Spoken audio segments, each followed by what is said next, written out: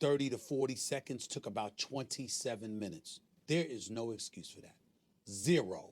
And it's a bunch of micromanaging that's coming from the league office. It's a mandate down to the officials. Scott Forster, the lead official last night, did not have a handle on things. It just took too damn long, too much stuff to figure out.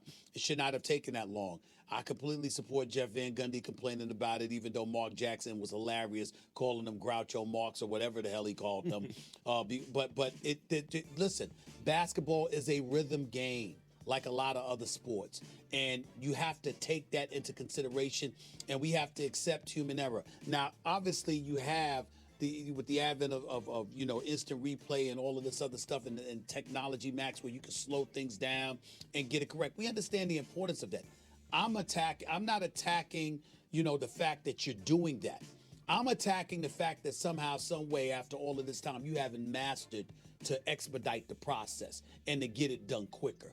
Because you got to take into account the fact that you're playing within the flow of a game and you're affecting potentially someone's performance. If you play basketball, Max, and you're sitting on the bench, what was the thing that we went off about Frank Ntilikina, with the Knicks when they lost to the Atlanta Hawks in Game 1? What we went off about, Max, was that Tom Thibodeau pulled Frank Ntilikina off the bench. Cold. Hadn't played him the entire game. Right. And flat out cold, you're asking him to guard Trae Young. Basketball is a game There's of flow. something to be said for that. Well, but that's a coach messing up or a player messing up. That's not the officials. In this case, you got the officials disrupting the game because clearly they haven't mastered their art to the degree that they should have, so you can expedite this process. I think it's an incredibly bad look for the league, and it definitely was a bad night for Scott Forster, the official. Right. This is the debate show, but I don't think we disagree about this one. It's just that we're just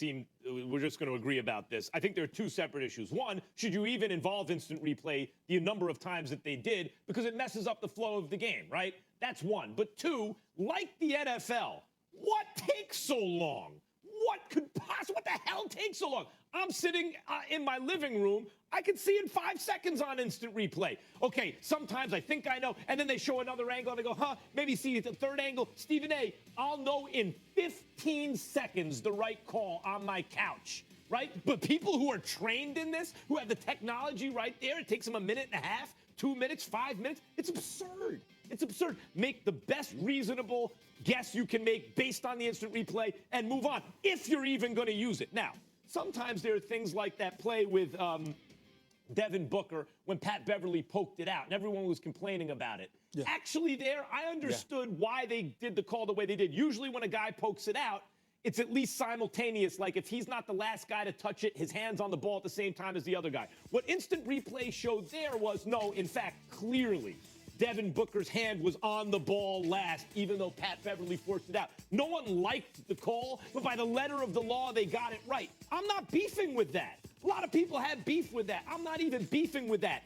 But get the thing done and move on. It does not need to take that long. Again, if you're on your couch and you know you're 90% sure within 15 seconds, why do they need to take 5 minutes? It's ridiculous. It ruined the flow at the end of that game.